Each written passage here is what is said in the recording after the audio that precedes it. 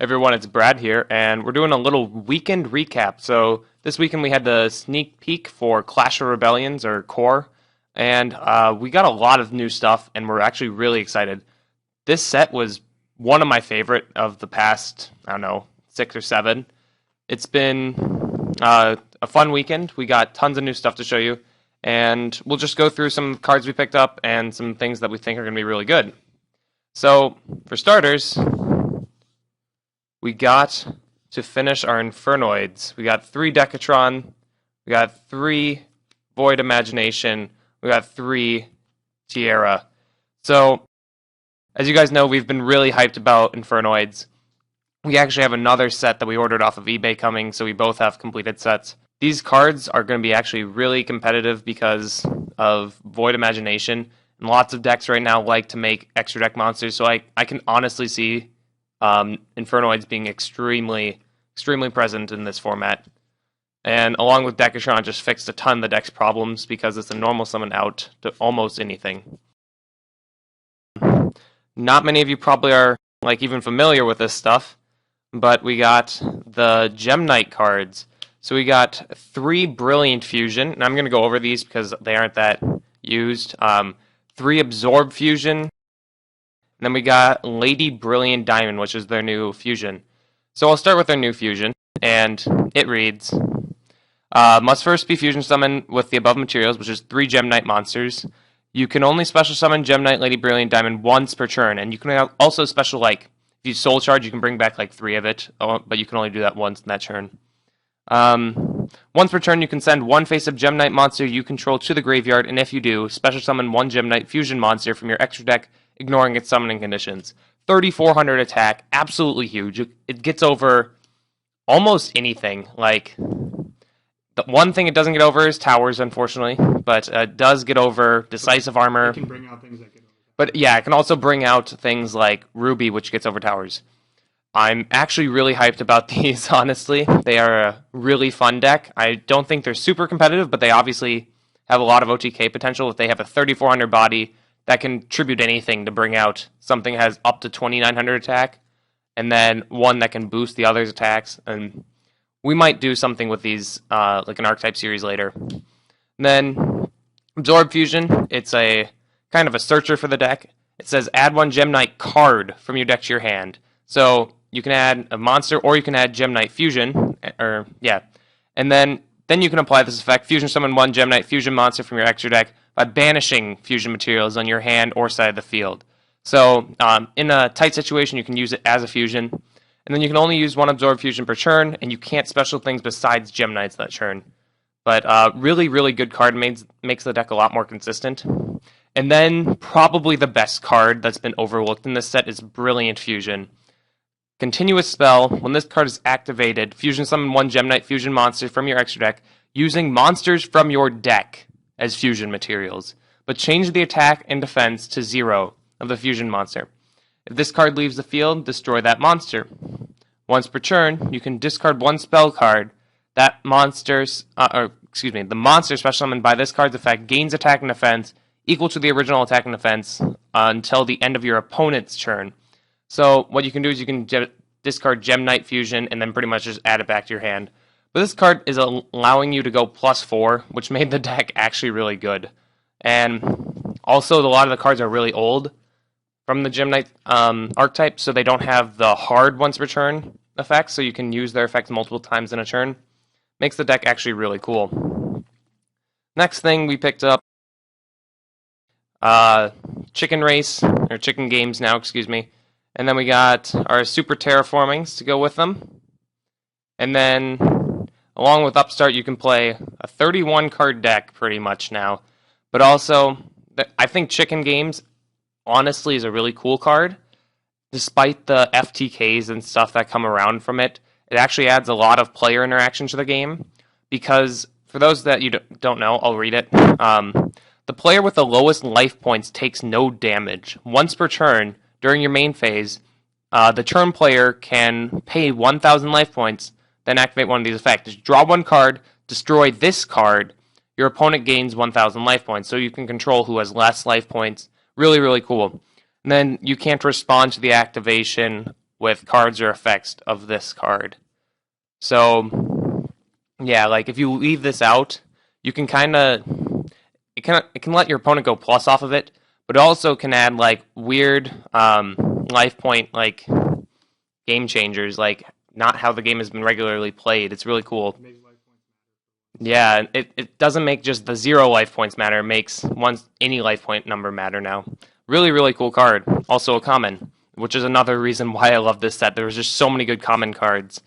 And I guess off of that, I'll go into the other good common cards that we think are awesome. Retaliating Sea. So this is like the sea archetype. They're insects, earths, like Max Sea and everything. So this guy has 1400 attack, 1400 defense. During either player's turn, when your opponent activates a spell card that includes special summoning a monster or monsters, you can special summon this card from your hand.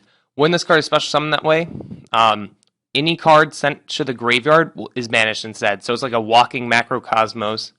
And then if this card is sent from the field to the graveyard, add an earth insect monster with 1500 or less attack from your deck to your hand. So it searches Max C. Really, really cool card.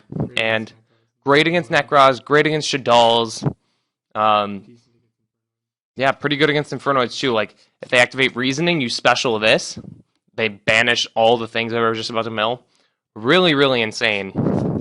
This one's kind of a funny one. It might not be competitive, but it's really cool. Balance of Judgment. It's like the opposite of an Exciton. So if your opponent controls more cards than the combined number of cards in your hand and the ones you control, so it doesn't count your opponent's hand, just yours, draw cards equal to the surplus.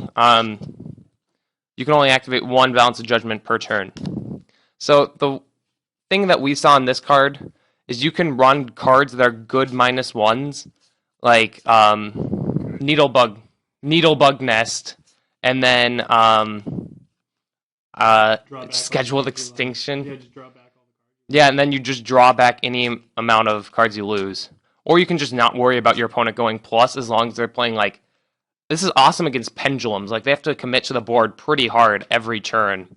So, yeah, that punishes them really hard, like, really badly. So, Wavering Eyes is the next common. This was already out as a super from the last special edition. It was like a preview card or something.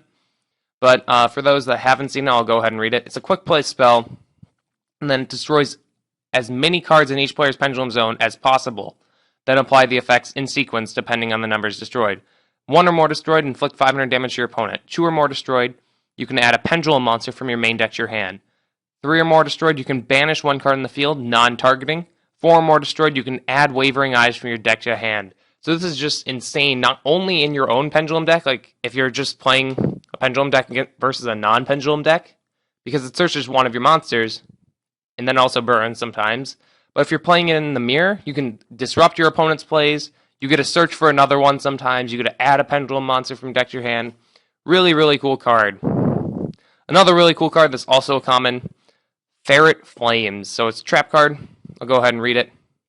If the combined attack of all face-up monsters your opponent controls is higher than your attack, than your life points, make your opponent shuffle monsters they control into the deck, their choice, so that the combined attack of the remaining monsters they control becomes less than or equal to your life points.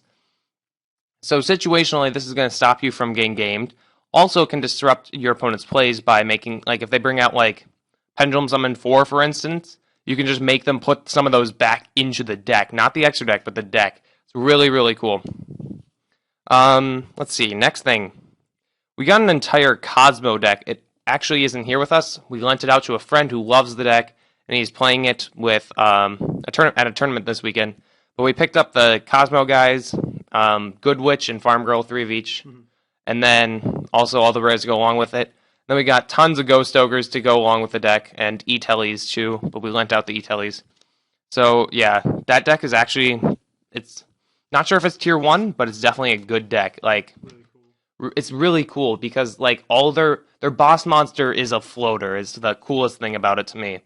But yeah, and I mean, really, it has to float unless they go ahead and like Satellers can return it. Like but Yeah. Play around that by special. Yeah, I'll read it for those that don't know. It's Cosmo Forerunner, level 7, 2800 attack, 1400 defense, Machine Light. cannot be targeted by your opponent's card effects, so they can't like compulse it or something. And then during your standby phase, gain 1,000 life points. This card is destroyed by battle or card effect and sent to the graveyard. You can banish this card from your graveyard to special level 6 or lower Cosmo monster from your deck. And then it can go ahead and bring out like their level 5, which also floats down until you get to level 4 or 3. And then it just starts over again. It's a really cool, really awesome deck, honestly. Then we got some generic cool cards. We got Eccentric or Archfiend Eccentric. It changed its name, so sorry about that. Then we got two of this first Xyz Pendulum monster out. It's really awesome. I don't think it's realistic to ever summon and use its proper effect. Yet it isn't. I don't think I'm gonna read it right now because it would take like 2 minutes. Honestly, it's really long. It has a pendulum effect though, where it can place the other scale. Okay, yeah. It has a pendulum effect, so you have to bring it out, and then it can go to your pendulum scale later. But it can place a pendulum monster from your deck into your pendulum zone, so that's really awesome. Next thing we got High Speed Roid, and this is the first High Speed Roid, and there's going to be a ton to come out, and it's going to be a really powerful deck, it looks like. So we went ahead and pick up 3 Express Roid. Read why that's going to be good. Oh yeah, I'll just give this a quick read. It's a really old card. I think it's like 7 or 8 years old probably. But it's a rare from, what is that? Gladiator Assault. And it's only been reprinted in the structure deck. Yeah, it's only been reprinted once. So when this card is when you summon this card, you can add 2 Roid monsters from your graveyard to your hand, except Express Roid. And the high speed Roids have Roid in their name.